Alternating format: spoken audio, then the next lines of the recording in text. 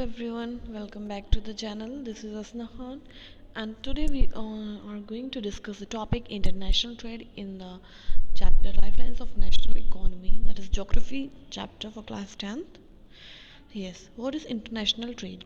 First, let's study what is trade. The exchange of goods among people, states, and country is referred to as trade. जब आप goods exchange करते हो लोगों के बीच states में countries में तो हम क्या कहते हैं ट्रेड कहते हैं कि आपने जो कोई भी सामान बनाया उसको बेचा उसे सेल करा और अर्न करा उसके बदले में the market is the place where such exchanges take place basically हम जो एक्सचेंज होता है वो मार्केट में देखते हैं क्योंकि आप शॉपिंग जाके मार्केट में ही करते हैं बेसिकली तो वहीं हमें सारे प्रोडक्ट अवेलेबल होते हैं trade between two country is called international trade और जब ट्रेड जो होती है दो अलग अलग कंट्रियों के बीच होती है या कंट्रीज़ के बीच होती है तो हम उसको इंटरनेशनल ट्रेड कहते हैं it may take place through sea air और लैंड रूट अब ट्रेड में वो कोई भी मीन ऑफ ट्रांसपोर्ट यूज़ कर सकते हैं चाहे वो सी हो एयर हो या लैंड हो while local trade is carried in cities, towns, and villages, state level trade is carried between two or more state. Local trade हम किसे कहते हैं जब अमंग सिटीज़ होती है एक ही स्टेट के अंदर जो वेरियस सिटीज़ होती हैं अगर उससे आप ट्रेड कर रहे हैं टाउन्स में कर रहे हैं विलेजेस में कर रहे हैं तो वो लोकल होगी और अगर आप एक स्टेट से दूसरे स्टेट में कर रहे हैं ट्रेड तो वो स्टेट ट्रेड हो जाएगी Advancement of international trade of a country is an index to its economic prosperity. कह रहे हैं अगर इंटरनेशनल ट्रेड बहुत अच्छी है तो इससे ये जाहिर होता है वो इंडेक्स ये शो करती है कि इकोनॉमिक प्रॉस्पेरिटी कंट्री में कितनी है या इकोनॉमिक डेवलपमेंट कितना है it is therefore considered the economic barometer for a country इसलिए इंटरनेशनल ट्रेड को इकोनॉमिक बैरोमीटर भी कंसिडर किया जाता है As the resources are space bound, no country can survive without international trade. Export and import are the component of trades.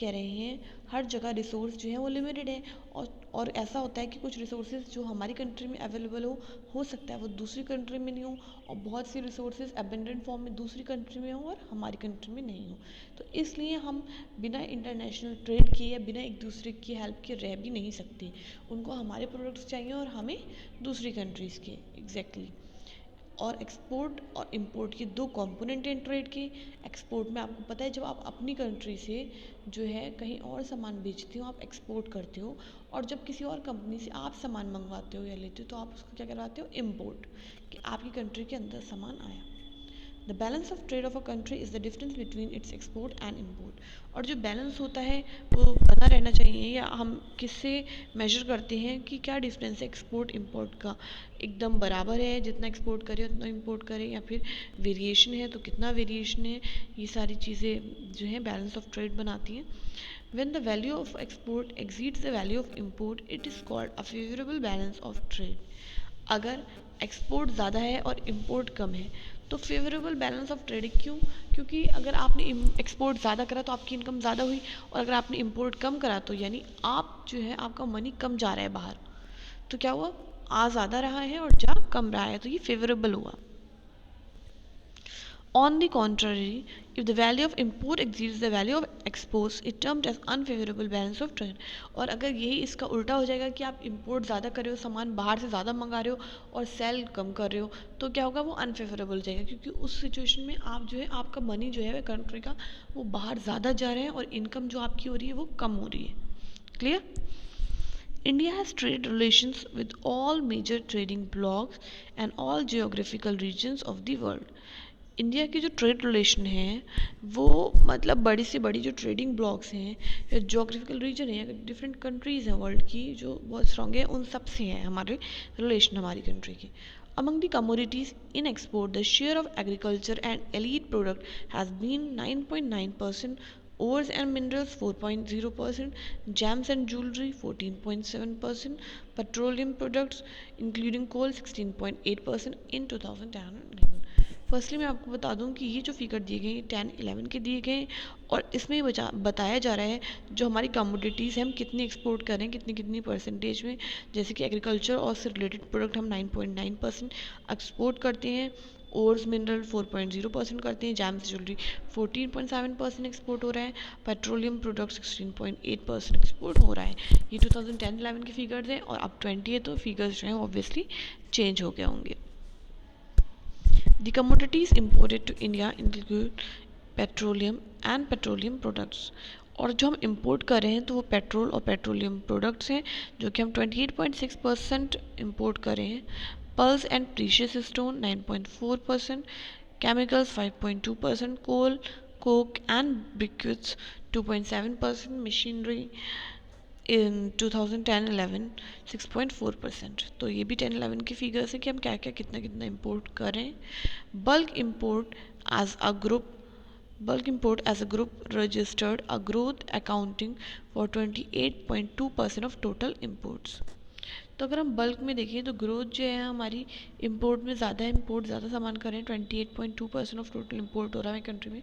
The group include fertiliser, cereals, edible oils and newsprint, board manufacture and newsprint 40.3% in 2010-11. तो ये figure दिए हुए हैं कि क्या कितना हो रहा है इंपोर्ट.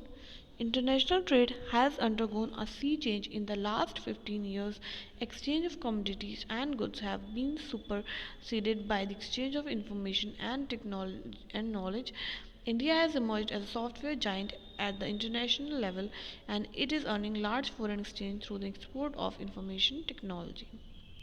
कह रहे हैं इंडिया ने जो है बहुत बड़ा चेंज देखा है लास्ट 15 ईयर्स में.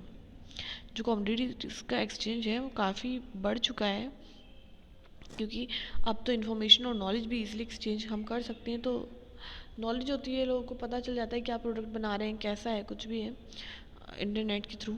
और इंडिया एक ऐसी कंट्री इमर्ज हुई है जो सॉफ्टवेयर जाइंट बन चुकी है इंटरनेशनल लेवल पे.